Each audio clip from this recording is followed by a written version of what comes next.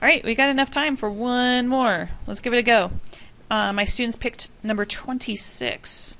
All right, so 26 says a container has 3.20 grams of oxygen gas. 20 grams of oxygen gas. Oxygen is diatomic, so I'm going to go like that. It has 3.50 grams of hydrogen gas. Hydrogen is also diatomic. It's not a noble gas. And then 12.3 grams of carbon dioxide. That's CO2. So it says the total pressure of the system, so P total, is 15.2 atmospheres.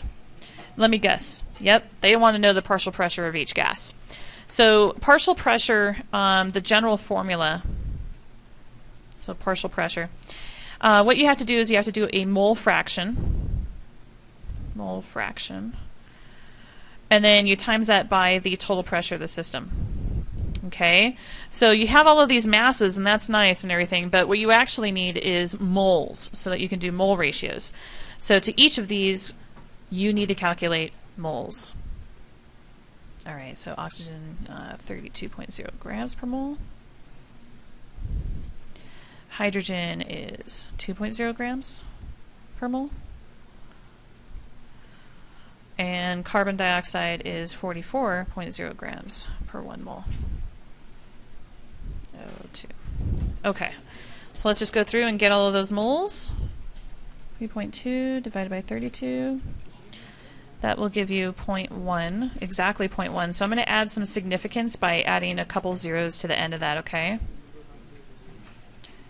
All right, let's do this one. 3.5 divided by 2. This will give you 1.75 moles. And then 12.3 divided by 44. Okay, this will give you, I'm going to reduce to 3 sig figs, 0.27, or wait, no, that'll be actually 0.280 moles. Okay, so the first partial pressure that I'm going to solve for is going to be the oxygen. But you need the total number of moles in the entire system. So we're going to add that all up. So 0.1 plus 1.75 plus 0.28. Grand total is 2.13 moles, grand total. All right, so for the partial pressure of O2, we would put on the mole fraction, we would put oxygen's moles on the top. So this will be 0.100 over the grand total, which is 2.13. So there's our little mole fraction. And the total pressure of the system was 15.2. So I'm going to go like this and multiply that by 15.2. All right, so that would be the partial pressure of oxygen. Partial pressure of hydrogen, for the mole fraction, we'd stick hydrogen on the top, which is 1.75. Stick the 2.13 on the bottom, and multiply that by 15.2. And then the last one, the CO2, we would put the 0.280 on the top, the 2.13 on the bottom, and then 15.2. There we go.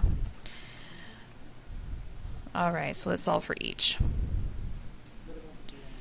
0.1 divided by 2.13 times 15.2. On this guy, I got 0.71, if you want to round 4 ATM. 0.75 divided by 2.13 times 15.2. This one, I got 12.5. And on the last one, 0.28, 2.13 times 15.2. This guy I got, ooh, if you want to round that, that's interesting. It rounds to exactly 2. So I'm going to say 2.00 ATM. All right, the thing that should happen is when you add all of this up, it should give you the grand total pressure of the entire system.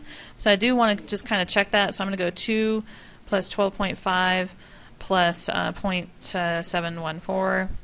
I get approximately 15.214, and the original pressure was 15.2, so that's really close. Maybe just, you know, sig figs and that type of thing will make those numbers kind of shift a little bit. But there you go.